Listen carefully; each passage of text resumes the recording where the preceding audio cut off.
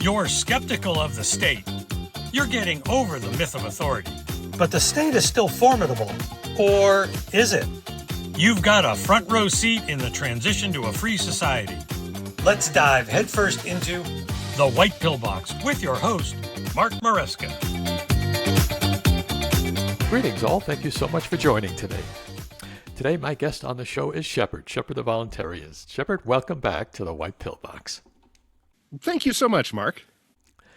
Folks, this is Shepard's second visit with us here on the show, and I will link to our first interview because it was really a whole lot of fun. Shepard is an entrepreneur, a critical thinker, a voluntarist for about 16 years, and now he's an author. He just published a book called The Consent Principle, The Moral Line Between Freedom and Force. And of course, I'll link to that on Amazon. So tell me, Shepard, how do you feel now that you are an author of a book on Amazon that's already 5-star rated? You know, it sounds good, but it is what it is. This is, I think, my fourth or fifth book in a number of genres, and I'm not a skilled writer, which is why I thank goodness for artificial intelligence to help me out with this. So it's good to be able to kind of pour out what I've been trying to put into words for 5-10 years, that I've been kind of taking it seriously. I need to put out a book that really says what I think. And that feels so good to finally have that out. Well, I will say, and folks, this is sincere, I proudly got this book pretty soon after it came out, and I thoroughly enjoyed it. In our space, it's always been hard to point newcomers to existing material, not because there isn't much of it. There's a lot of it. That's part of the problem, I suppose. But because our principles cover so much ground. And, well, next time I have someone I want to see the new ideas kind of land on for the first time for them from the ground up, this book is going to be what I'm going to point them to. It's consolidated. It covers both morality and practicality. It's engaging. It's easy to follow. And so far as I could see, it's pretty bulletproof. So, Shepard, tell me a little bit about its history.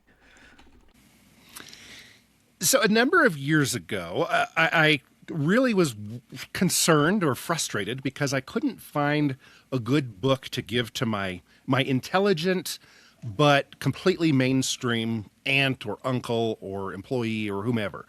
There just wasn't the right book. If the person was an engineer, had that kind of mind, they like trains, and they had an open mind, then I could give them The Most Dangerous Superstition. Or if they were interested in economics, I could give them something more leaning toward Austrian economics. But there wasn't really just a kind of a softer edged, more mainstream type book that could be the introduction. And so I kind of set out to write it, and just years went by, and I just couldn't make it perfect. And I would put in these sections and have these ideas. And then finally now I kind of just put them all together and have, I think, what up to this point is a pretty good encapsulation of the stuff that I've figured out so far, which could be wrong, but it's kind of what I figured out so far. Oh, it's a great job. It really is. It's like I said, it's very comprehensive, and it will be my go-to source now for newcomers. We touched on this in some of our email exchanges. There's really two reasons that I can see that we try to communicate our ideas. And one of them is this idea that in doing that, we are hoping that it will somehow have some influence in society, that somehow the needle gets moved forward. It sort of acts as a causal, or has a causal role in getting the world closer to a free society. That's one reason. The other reason is because an individual person out there may pick up this book and it may change their life. It may wake them up or make them a little bit more skeptical. And as we know, as people who have been red-pilled, as we say, we feel our life is better as a result of that. So that second reason for us communicating is actually hoping individual people are helped by it. I'd like your perspective on that and how that might actually fit into your motivation for the book or some of the intent behind some of what you've written in the book. Yes, and both of those reasons I would say are pragmatic. And kind of my reasoning, there's a third reason for me, which I guess ties into both of the others, but it's more of a stoic, a more moral reason of just what's the right thing to do. And if I touch the stove and burn my finger, then I think it's kind of a good idea for me to say, hey, everybody else, don't touch that stove. It's really hot. You'll burn your finger. And that's my advice to you. And maybe nobody ever heeds my advice. And maybe the stove has cooled by now and I'm wrong. But I kind of want to, when I go to my grave, I want to have put it out there, spoken my truth, to use modern woke language. I've spoken my truth, and it's up to other people what they want to do with it. I've kind of come to the conclusion, after watching some very brilliant and deep documentaries, which have made a big impact on me, probably foremost the movie Idiocracy, I've come to the conclusion that I don't know that human beings are capable of really building a great society at this point. I don't know that we have not just the IQ, but the cognitive, all the parts of psychology and philosophy and the horsepower, the memory, I don't know that we have what it takes to all kind of build a good civilization at this point. It's better than it's been in the past, but I think that for many years I was banging my head against a brick wall thinking that if I just explained using reason, logic, if I really explained my point, then, well, everybody would have to understand. And then as the years have gone by and I've matured, I've kind of realized that maybe 5% are capable of really getting it. 5 or 10% are really capable and curious enough to get that. And it's not all IQ. There are a lot of quantum mechanics folks out there who just blow me away IQ-wise, but they don't have the interest or the ability to get it. And so I've kind of given up on that part. And so for me, I just want to put out there that I think the stove is hot and you might be better off not touching it.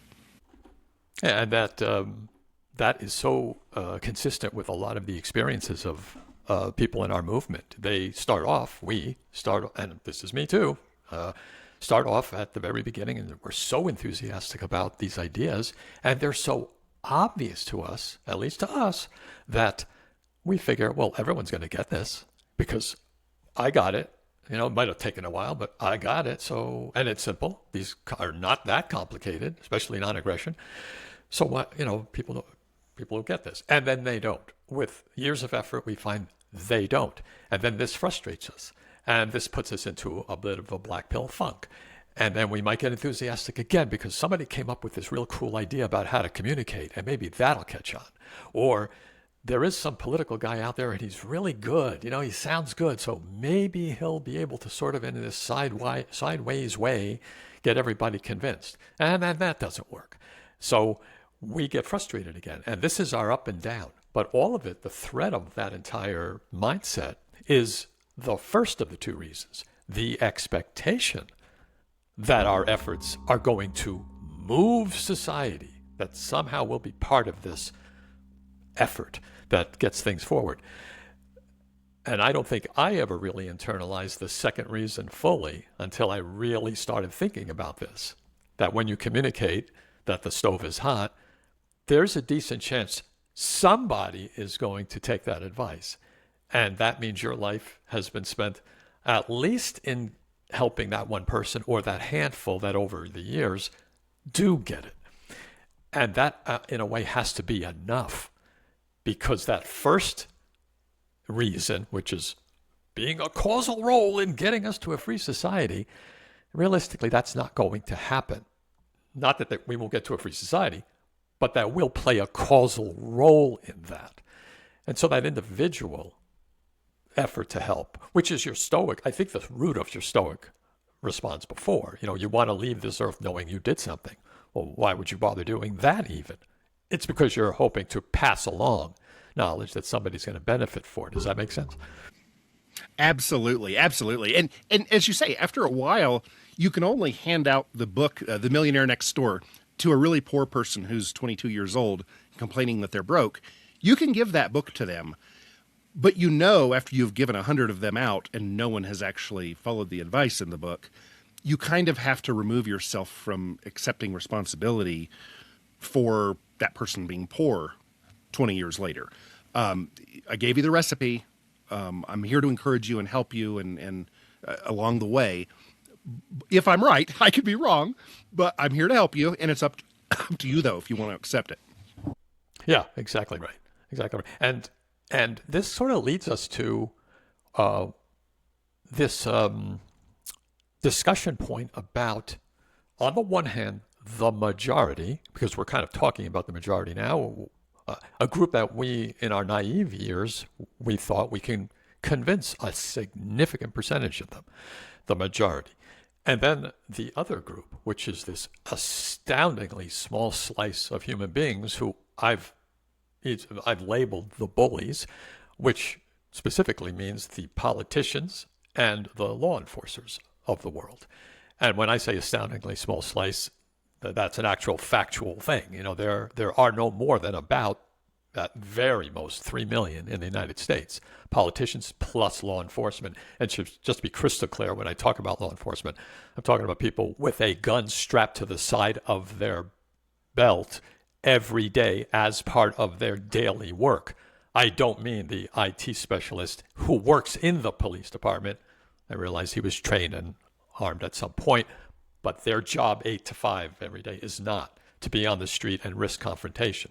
If you narrow down the numerical number of people doing that in law enforcement as part of their job, it's very, very small. So 3 million is sort of a top figure for the bullies.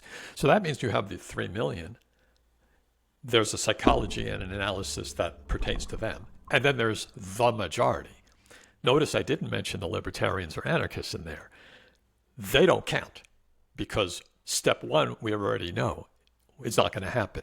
We're not going to move that needle significantly. If it's ever going to happen, it's going to have to be emergent and organic. So what I want to do first is take the majority and take an excerpt of your own book, and it's on page 185 of the version you sent me. And this pertains to the floors. You mentioned the first floor, the second floor. Before I get into that, could you kind of touch on how you, or could you describe that basic framework of the floors, if you don't mind? As I look here at the book and refresh my memory, that we have the moral core, the understanding the machine, and the positive case. So the moral core is just saying what's right and what's wrong. And of course, I believe that that's subjective. Some people believe that there's objective morality. I don't. So I say, well, what is, and another word I like to use is cool. Is it cool to punch a 2-year-old girl in the face when you're walking down the street and you see her? No, that ain't cool. And so we can put fancy words like morality to it and say it's immoral to do that. But I don't know that I can argue that there's this objective morality. And then I have to look at, well, what does the current system do? What does the current machine, the society, the government, how do they handle things? And how do they go about telling us, well, it's okay to punch 2-year-old girls if they're wearing red hats? And you go, oh, well, why? Hey, just do it. And you think, well, that seems wrong, but well, they're telling us to punch little 2-year-old girls if they're wearing red hats. Got to do it. You know, you can't fight the machine, right? And then once you finally kind of get over that, then you say, well, what do we do pragmatically going forward? And I've kind of come to the conclusion that it isn't setting up a new system of deciding when to punch people in the face. And here's the system that we're going to use. Here's the policy and procedure manual.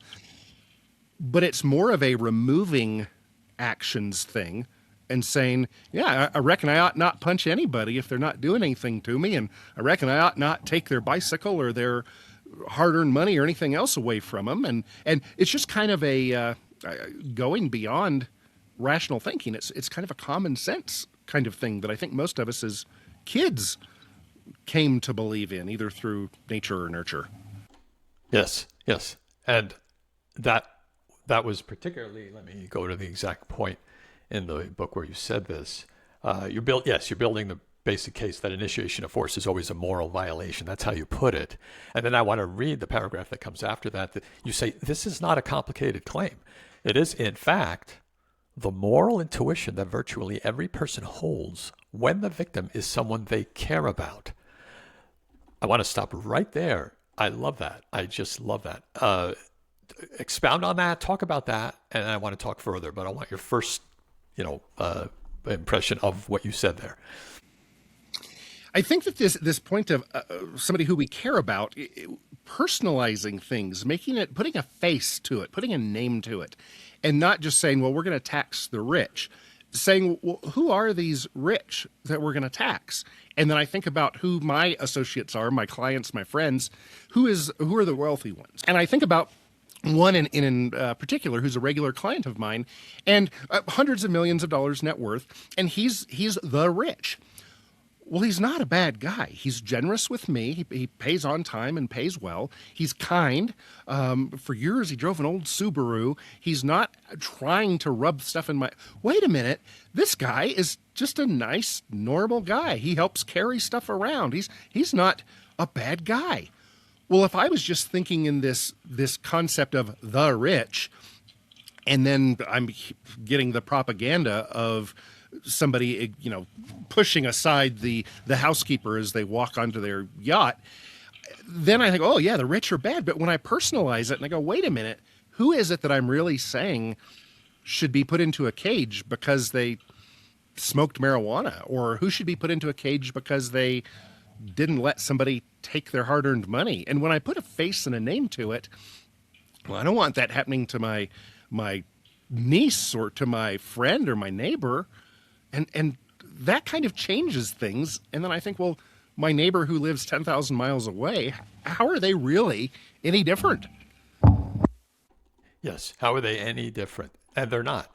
And this is where I think you've hit on one of these insights that I think a lot of us know, but we don't internalize fully. And that is that in that sense, meaning in the sense where anyone in the majority, almost anyone, virtually anyone, except maybe psychopaths in the majority of all people, when they think about their own children, their own associates, their own friends, their own loved ones, they are NAP compliant. They do not initiate aggression, even at work. These aren't people you love, but you don't initiate aggression when you go to work every day. If we can really internalize this, we might realize that, okay, so the majority aren't as lost as sometimes we blackpillingly say they are. Some intuition that the majority have is actually right. In other words, they're there already in that respect of their private life. And that isn't just something to say, oh, that's cool to know. Yeah, I better keep that in mind. No, I think we really need to fully internalize that and appreciate the majority for having that internal intuitive sense. They didn't need to read Rothbard to get there. Grandma taught them that. Mom and dad taught them that. Maybe even there's something internal to the way we are genetically that I don't know. But one way or the other, everyone's like that. In fact, by the way, even the thief is like that. Because even though the thief made an exception, if he steals money and puts it on his dresser and then goes to sleep, and in the morning he wakes up and somebody stole that, he feels put upon. See, he feels like there's been a NAP violation, even though he won't call it that. So I would hope that we, as a group of activists or communicators, might make more effort to appreciate the majority for who they are internally, because that may actually contribute to how things evolve over time. I'd love your thoughts, though, on that. Yes. And, I think I've chatted with you in the past about Carl Hess, the old Barry Goldwater speechwriter and big-time thinker. And he was talking about, after the IRS the court said that 100% of all future income that he made was due to the IRS, he decided to move into the countryside. And he went to, I think it was, West Virginia or somewhere, lived deep in the mountains. And he said that his neighbors were wonderful. He said they weren't educated. If you asked any of them about Rothbard, they wouldn't be able to give you a good answer. They had no idea how to verbalize their beliefs. But he said, if I need a new shed put up and I need somebody to hold the wall up while I do the nailing, the neighbors are happy to come and help. And if they don't see me around where I should be for a few days, they'll come and check on me and make sure I'm okay. And he says that he reckons that probably it's better for people to behave well than to be able to articulate all of the economic and philosophic reasons why they behave well. They just kind of do it. And I have the worldview that most people are mostly good.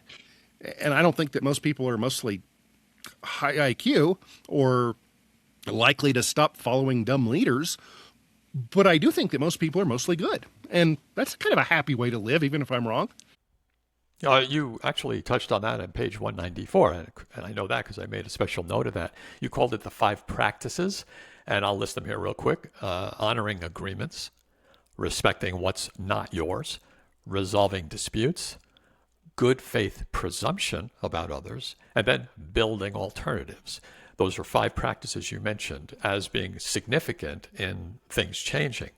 And I thought it was noteworthy that 4 of those 5, honoring agreements, respecting what's not yours, resolving disputes, good faith presumption, again, in their private lives is something people tend to do. Now, they may not do it 100% consistently, but that is a tendency in their private lives. Again, we know that they make the exception when it comes to the bigger picture, society as a whole, we, they, us, presidents, all that. Yes, they drop the whole thing, or at least they're fogged up to think that it's okay to make the exceptions. But again, in their private lives, which by the way occupy the majority of their lives, they do honor these agreements pretty well. So to me, it's a beautiful summary and a North Star for peaceful cooperation. And again, it's encouraging because we see that people are where we would like them to be already in a very large respect. It isn't until the madness of crowds or the propaganda or the charismatic person who positions themselves as a leader or an authority figure, it isn't until they step into the picture, generally, that most people are bad. And you think about the kid who goes up and, rings the doorbell and leaves the paper bag on fire with dog poop in it on the doorstep as a prank. And why did the kid do that bad prank, that bad thing? Well, the kid wasn't acting alone. They didn't just go out on their own that evening and do it. They were doing it because they were not coerced, but they were encouraged. There were social reasons why they did that. Their buddies were going to talk about how they tripped as they ran away, and they're all going to high five, and it was just the funniest prank ever. Well, there are incentives for taking actions like that. And the kid wouldn't be able to explain that the reason he did a bad thing was because he wanted social recognition from his peer group. Well, he's not going to vocalize it like that, but that's why he did it. And I think that when people do things like accept things purchased with stolen money, gratefully and gladly, they're not doing it because they intellectually say, boy, I'm glad that some people in suits went out and stole the product of my neighbor's labor so that now I could have blah, blah, blah. They're not thinking about it that way. They've been coerced into it. They're not coerced. They've been tricked into it, I think. Right. They're tricked into it. That's a great way to put it. I like using that phrase. It's propaganda behind that really accomplishes that. And that, too, exposes some of the weaknesses, or one of the weaknesses of statism itself, is that it relies on that deception totally. I mean, propaganda is really a fundamental pillar of what keeps the myth of authority alive. In fact, it's the fundamental pillar, because you might have other things that contribute to the myth persisting, but without propaganda, it collapses pretty quickly. It has to, because, like I say, it's a lie. And that's the only thing holding it up. And that's what I consider a major weakness for statism, because if you think about what's the weakness of Apple computers, what's the weaknesses? It'd be like, well, that's hard to identify because its strengths are based on reality. It's got a product a lot of people like, and that's very sustainable. But if you really analyze what statism rests on, it's a lie.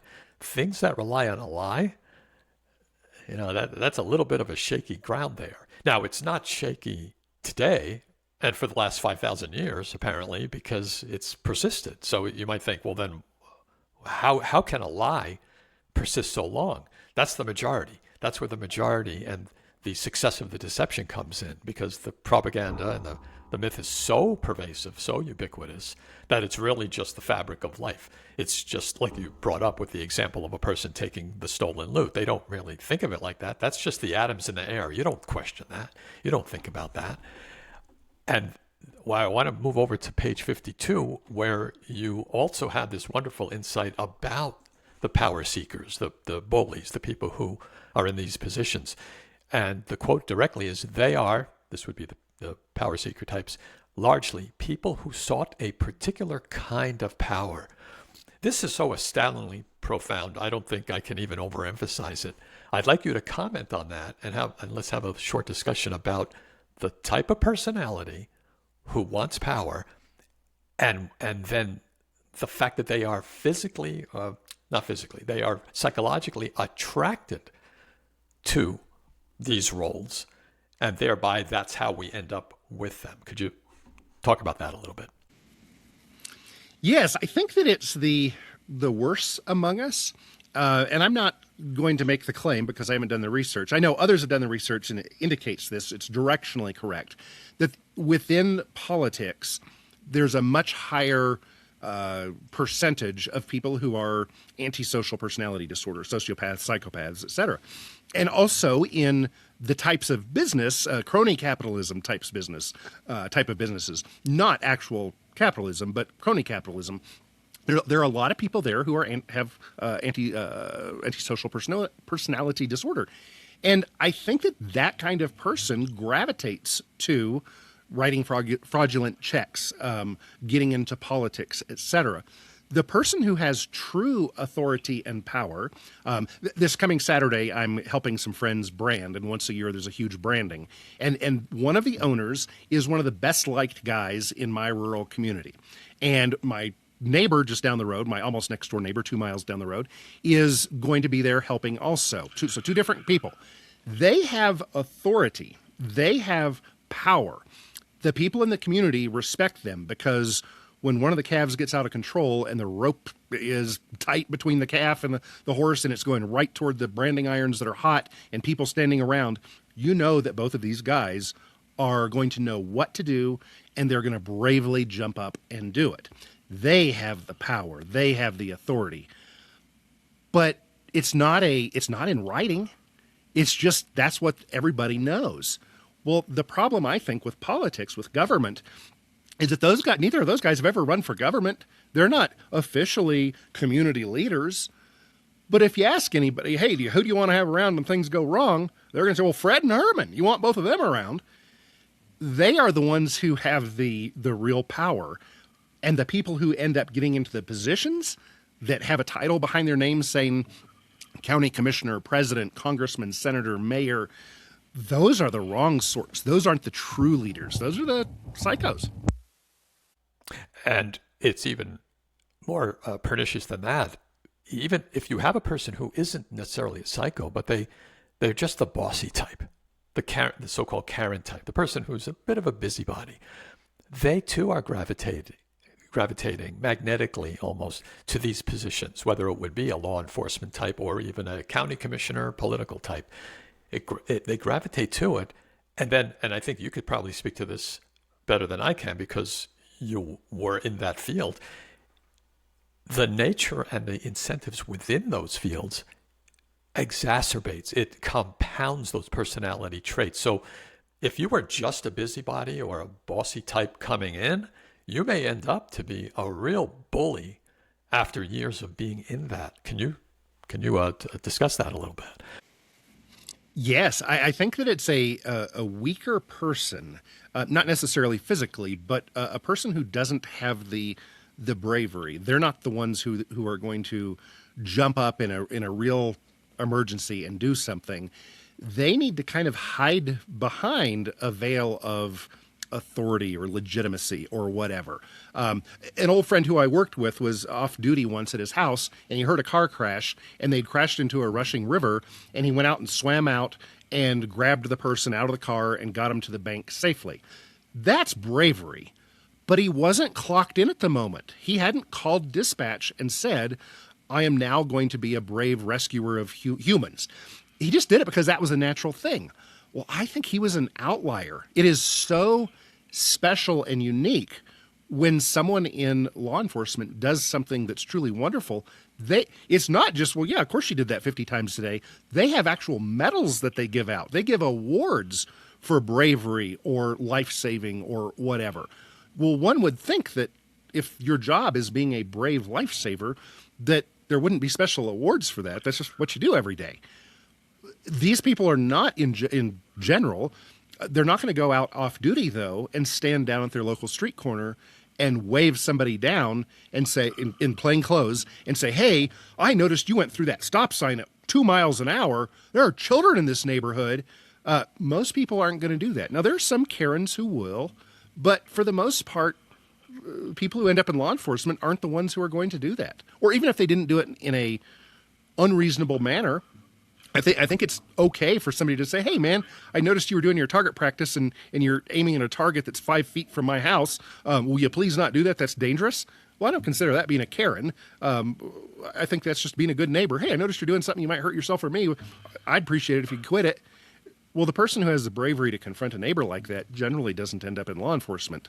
The people who end up in law enforcement are the people who would not have helped people otherwise. That's been my observation. Yes. And this ties so closely to the two groups that I had mentioned earlier, the majority on the one side and this bully group, politicians / law enforcement on the other side. They are, as you said, attracted to power. And let's break that down almost in a kind of a cause and effect way. The only way they can be attracted to an environment that's attractive to them is if that environment exists, right? You need the majority to have created or sustained an institutional environment where there are job roles that are offered, votes for politicians or openings for law enforcement. Those have to exist. And they only exist if the majority ubiquitously believe they need to exist, that they need leaders, that they need moral authority. Because and this is just a thought experiment, if human beings didn't believe they needed a moral authority, if we had a Star Trek episode where they go to a planet and before they go to the planet, they look at it with their sensors and they say, oh, look, on that planet, that population doesn't believe in political authority. They don't believe that. Well, you wouldn't even have to visit the planet before you'd know, okay, well, then that planet is not going to have a government. Why? Because the majority on that planet do not believe they need leaders, so they don't form the institutions and the physical apparatuses and offer job roles for moral authority leaders. So in our world, they do believe that, so they do take the actions that form those physical attributes of elections and openings for law enforcement. And so therefore, because those attractions exist, the power seekers are, no shock, attracted to those very things. So we have what I see as a direct causal connection between the majority and their belief in authority and the power seekers who have somewhere to go. To put it another way, without that belief, you would really just have like an insane asylum or a mental hospital where there's a few patients in there who think they are Abraham Lincoln or Napoleon and think they have this authority, but really nobody else in that mental institution believes that they have that authority. Therefore, they can never actually assume that actual authority as a Napoleon. But Napoleon was able to be Napoleon because there was an environment that welcomed him. That's sort of that connection. Do you see that causal connection? I'd like you to comment on that. Yes, absolutely. Absolutely. And in a slightly different context, the word belief, believing in authority, I think that there's a small distinction between believing in it and accepting it. And when I say believing, I'm kind of saying, like, if I walk up to the average person and we sit down and I say, okay, let's get real here a minute and think about what's right and wrong. What do you believe in life?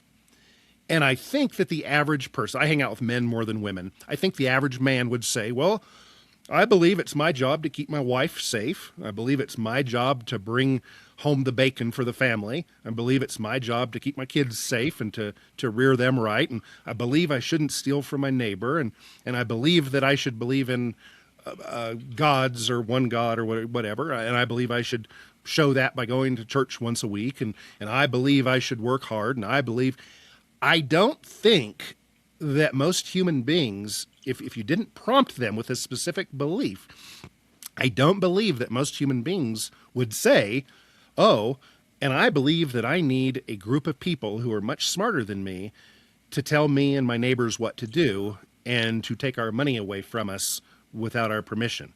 I don't think that people really believe they need governments.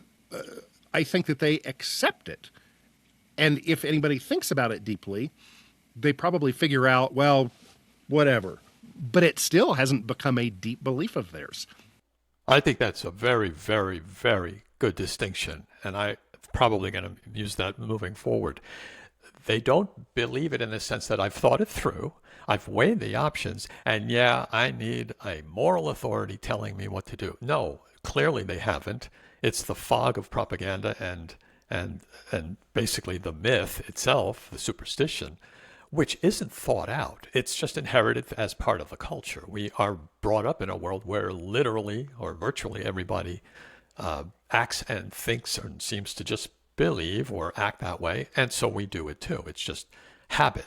And so if you were to ask them, I was thinking about this morning, ask a teenager or a young person from 1965, should you respect the office and the person who is the president of the United States and your senator and your congressman? I think almost any of them would say, oh yeah, absolutely I would, because mom taught me that and that's right. Today in 2026, if you ask the typical teenager or young person, should you respect the president of the United States? I'm not sure you'd get quite that same answer. Now, you might get some flavor of it, but they're brought up today in a world where it is much more okay to be skeptical of the institution, of the office. Now, does that mean they're ANCAPs? No, it doesn't mean that at all.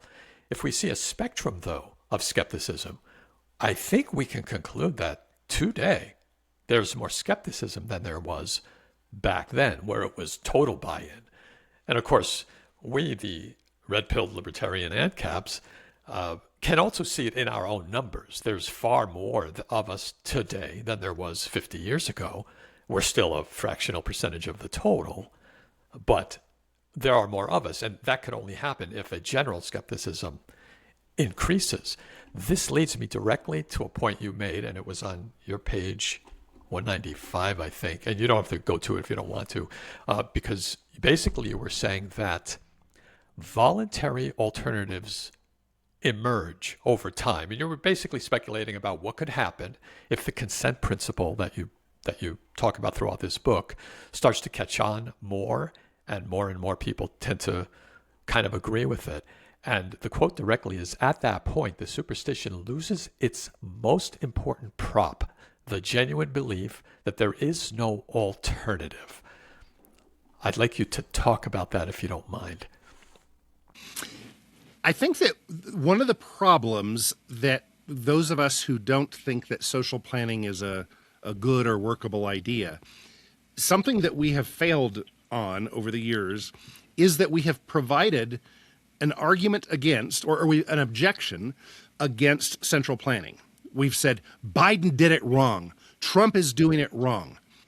And then we pause and we say, but I, as another central planner, think that this should probably be done this way. And that has happened thousands of times in different scenarios. And that has been how many of us who have tried to share our thoughts have acted. A friend of mine has argued, and many people have argued this, don't talk about it. Go build something. Go. I help people beside the road. That's kind of one of my principles. If I'm driving along, because I'm in a rural area, anyone who's broken down, I pull over to help them, unless I have an appointment, I'm running late. But almost all the time, I pull over to help when there's a wreck or somebody slides off in the snow or whatever. That's one of my principles in life. That's what I do. Well, one of the reasons is I'm trying to put the Highway Patrol out of business. They stole some money from me a few years ago, and I'm ticked off at them. I want that guy to lose his job. Well, the best way to do that is by being a better roadside responder than the Highway Patrol. I don't want somebody to call and say, hey, there's a car broken down. Nope. Shepard got there first, gave him a jump start, ran up to the gas station, bought a new can of gas, whatever, took it down to them and got them on their way.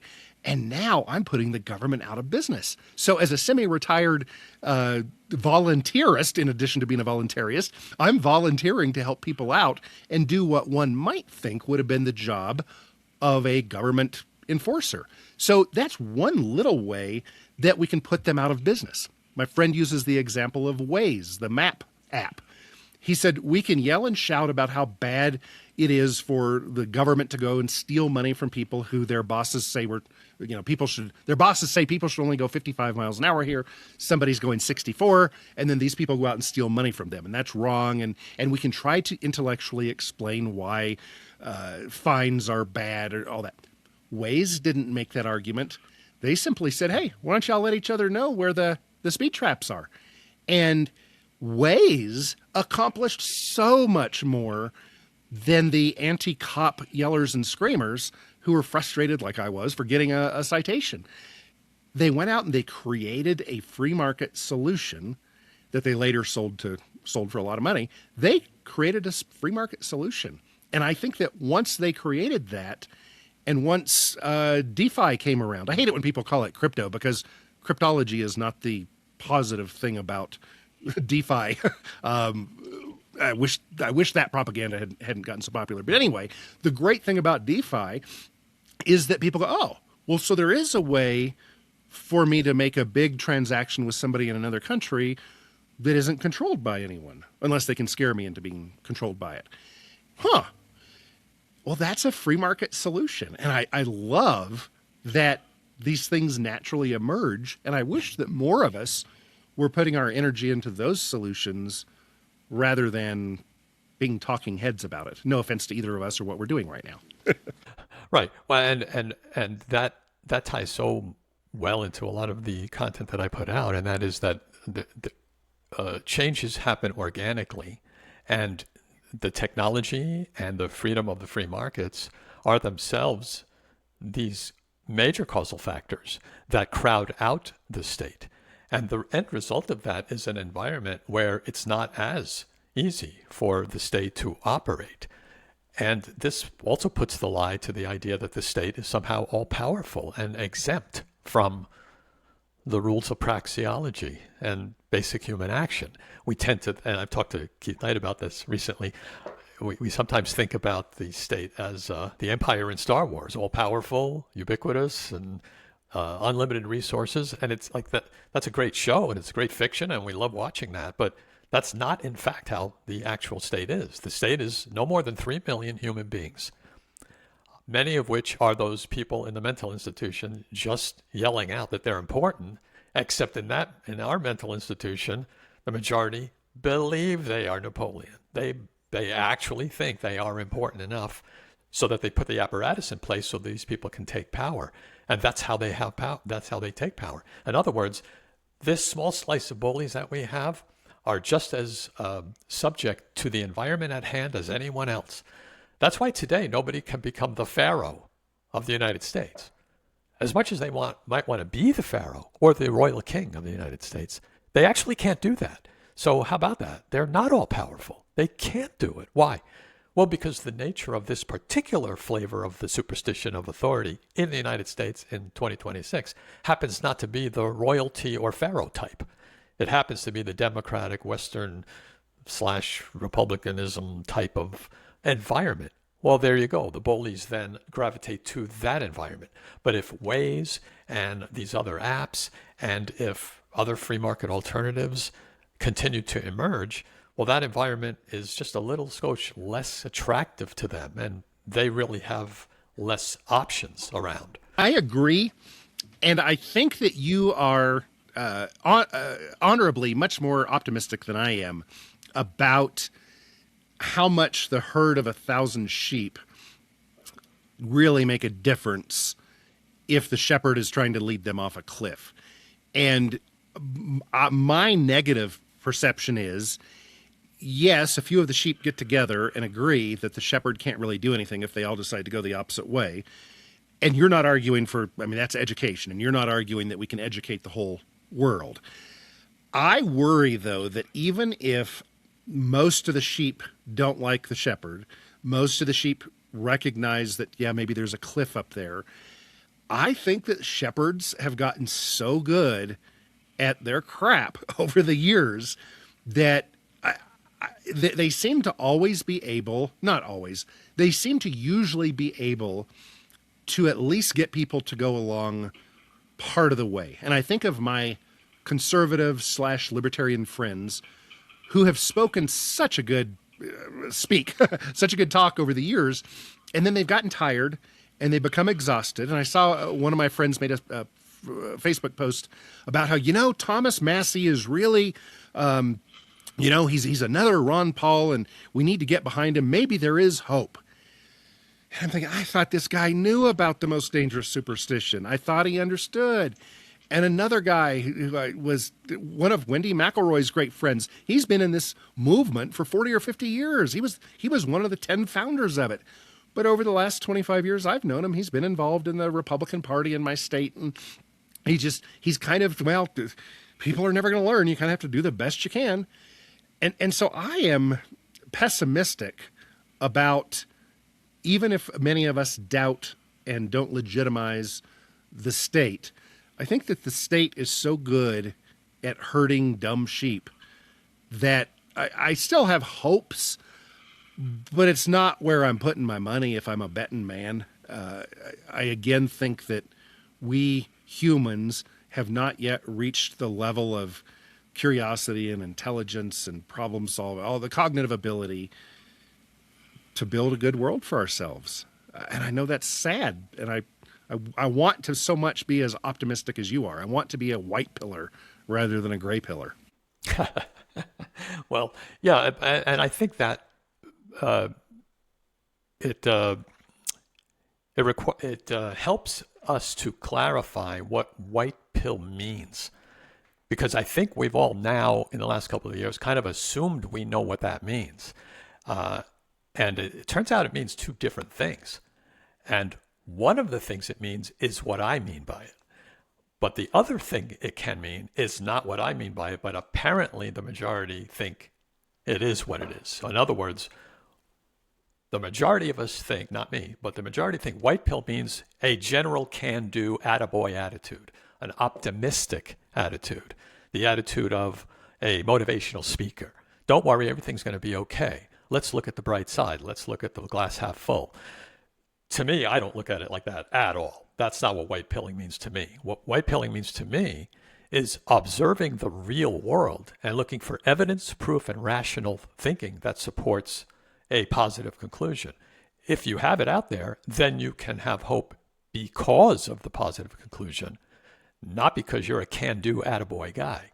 So I've really tried to focus much more on the real world provable. So for example, in one part of your book, actually the part I mentioned, I believe you didn't say this exactly, so if I'm misinterpreting it, correct me, but you kind of connected a causal role between the majority waking up. In other words, if enough people adopt the consent principle, then that's when things will change. And again, it's implying, maybe not stating explicitly, that there's a causal role there, and that causal role is the majority must, or enough of the majority, we don't know what the percentage is, but a significant enough percent must consciously, explicitly accept the consent principle. In other words, they must wake up to where if they look in the mirror and say, am I a person who understands the consent principle? They would say, yes, I get it. Now, let me just pause there and ask, am I interpreting your conclusion correctly? Partially. I kind of agree with you. I don't think everyone has to consciously realize that something is wrong or a bad idea. I hope that they do, but I don't think they have to. I kind of agree with you that as fewer people agree to a certain thing, then the politicians have a harder time convincing people that there should be more of it, whether it's getting people to stop smoking or stop beating their wives or whatever. Take both of those things. And 75 years ago, there was a very different attitude about it. And through government and other propaganda, the government has done a good job at having there be fewer smokers now than there were before. And there's less wife beating now, maybe, than there was years ago. Now, there are some bad things that happen because of these changes in the government's thing. There are many unintended consequences. But I think that it is possible for people to maybe not intellectually be able to explain why it is that they are no longer, why they have chosen not to discipline their wife for not having food on the table at 5 when they got home, unlike their grandfather who thought it was okay to do it. Maybe they don't even think about that. They haven't even thought, well, no, I wouldn't hit my wife. You don't hit your wife. That's just not something you do. Great. That's a win. Even if they can't explain why, that's a big win. And I guess I'm kind of saying that if we don't all fall for their propaganda, maybe we don't have to completely understand the opposite. We just have to quit following them as closely even. And I don't think that will get rid of government. I think it would always still exist to some point as much as they can. But many businesses had a huge profit margin, and then as more competition or a change in circumstances came in, you have a lower profit margin. So yeah, you don't make as much selling buggy whips now as you did 150 years ago. However, there are still buggy whip manufacturers, and they have a lower profit margin, but they still sell a few buggy whips each year.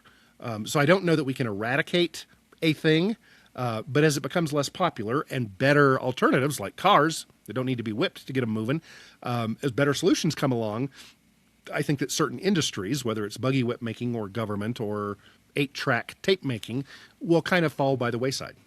Mm-hmm, mm-hmm. One way I look at it is sort of these, when you imagine these exponential graph curves where, a condition is very flat for like forever, it seems, and then it kind of starts to notch up a little bit, right? There's this inflection point, like a reverse L shape. And then suddenly it's going in the opposite direction. It's just all the way up. It's literally the opposite, or I guess it would be the opposite direction of what it was before. But that inflection point, of course, is the place where it actually changes. Whereas most of that graph is one way or it's the other way. And so, and I see statism as like that. Statism has persisted forever, right? And I see us currently as at the very early stages of the transition to a free society, but it's just the first part of that curve that's just sort of notching up.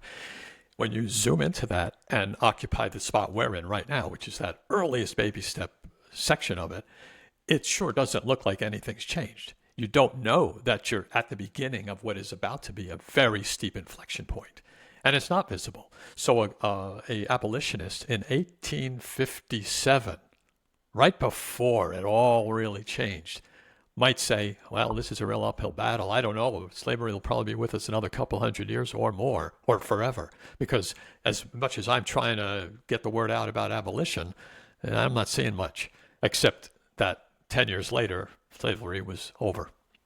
The Soviet Union lasted 70 years. Someone in 1987 might have, a good observer, a good social observer might have said, in fact, I think Ayn Rand was passed away by then, but she was already saying in the 80s, I think she died in 84, something like that. Now, the Soviet Union is going to collapse. It's just going to fall apart. Nobody paid attention to Ayn Rand when she said that. But she saw something. She saw signs. She saw indications. She saw trends. And something about the way she evaluated it made her correctly predict that it wouldn't last. Now, the when was problematic, but as it turned out, once it was over, it was over. And statism is like that. The signs that early stage, of collapse are there, but they're really hard. It's a little bit like if you're at an airplane at 30,000 feet, a pressurized aircraft, and you happen to notice this little tiny break in the hull, and no one else sees it. Well, you know what's coming, but everyone else doesn't see it yet until their attention is drawn to it. And that's a little bit, I think, where we are right now. The signs are not obvious. So, and like a pressurized cabin at 30,000 feet, the margin for safety is pretty small. You want 100%, pressurized cabin, integrated hull, good equipment up in the cabin. You want skilled people there. You need that at 100%.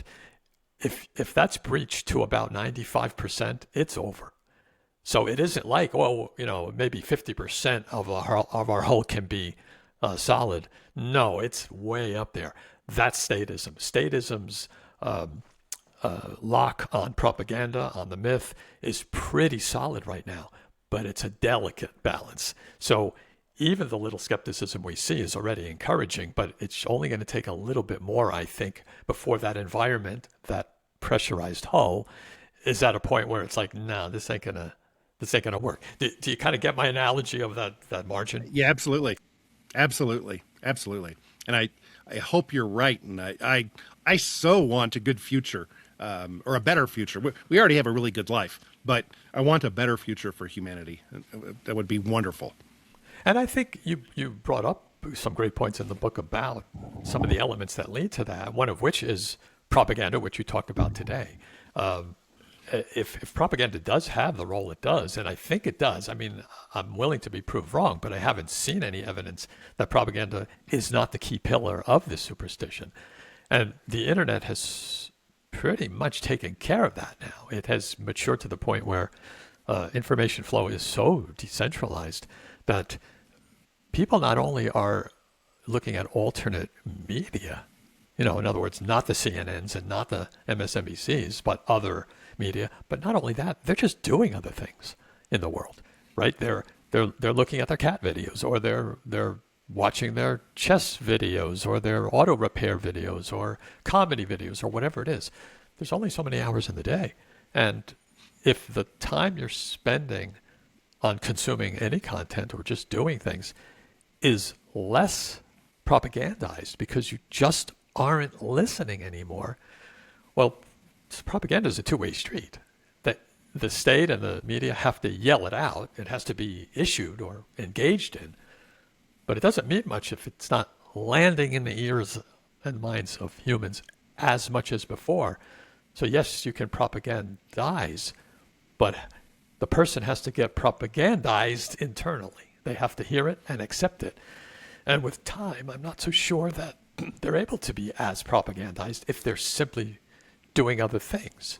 Do you find in your own life that people are tending to spend less time just being exposed to the traditional forms of propaganda? Perhaps. I have frequent sad things that I notice, though, that make me worry about how deeply ingrained the superstition is.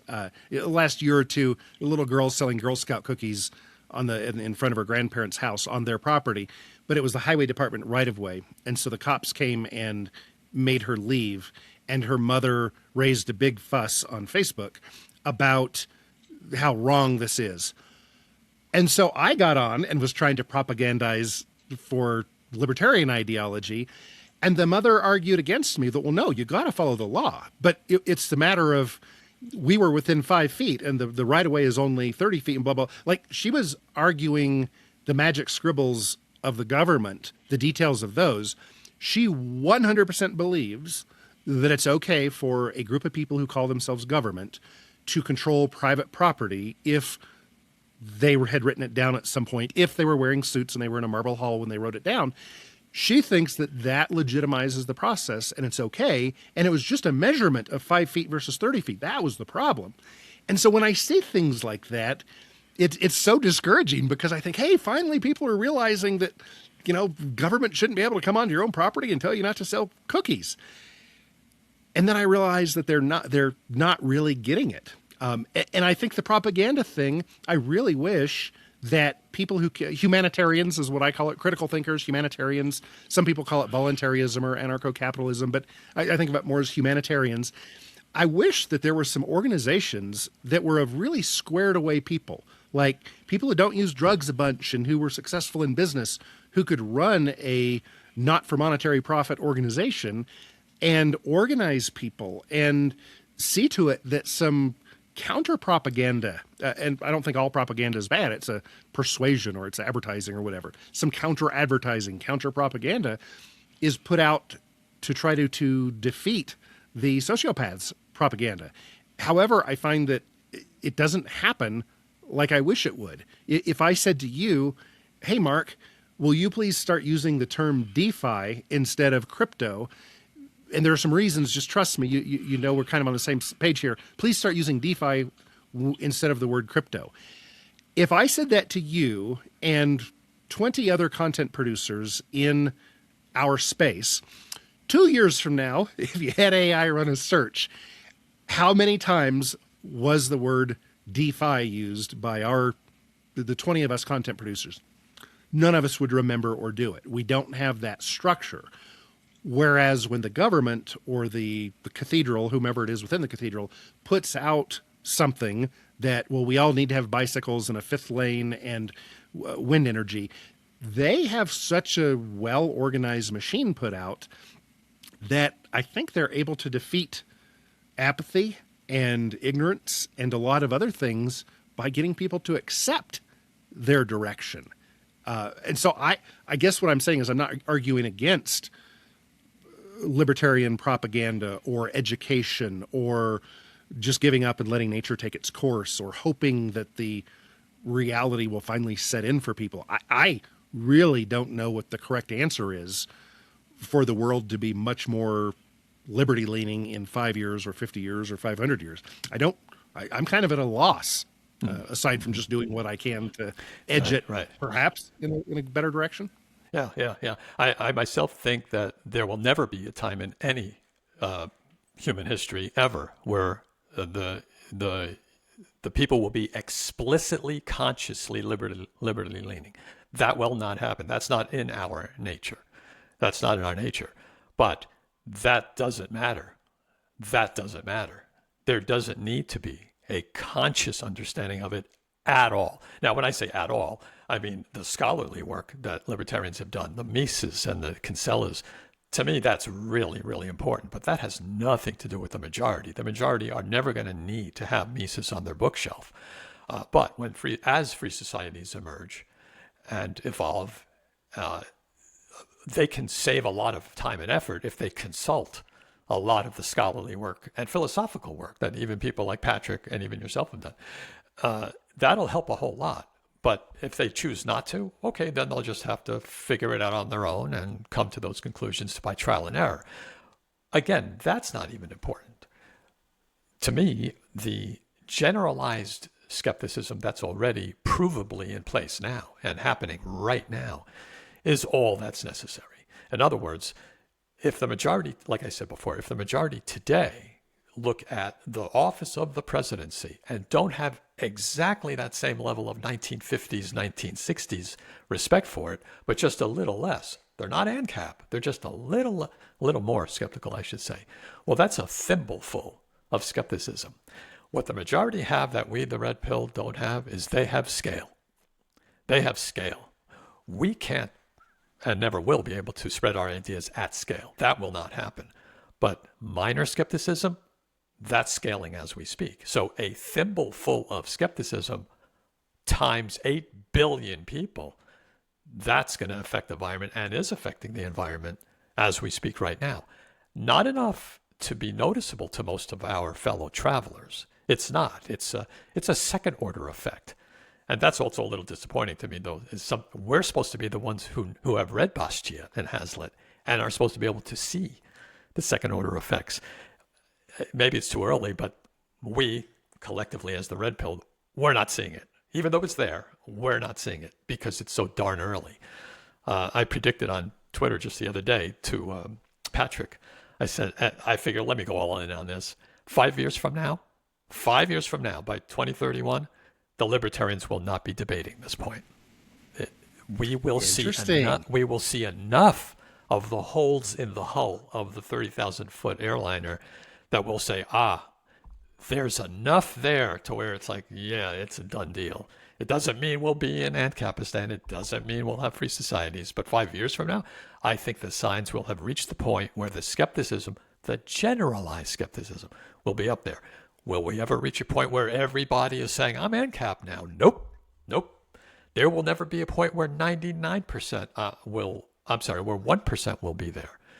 But I think that generalized skepticism, that's all it's going to take for the environment to change enough to where the bullies are making praxeological decisions.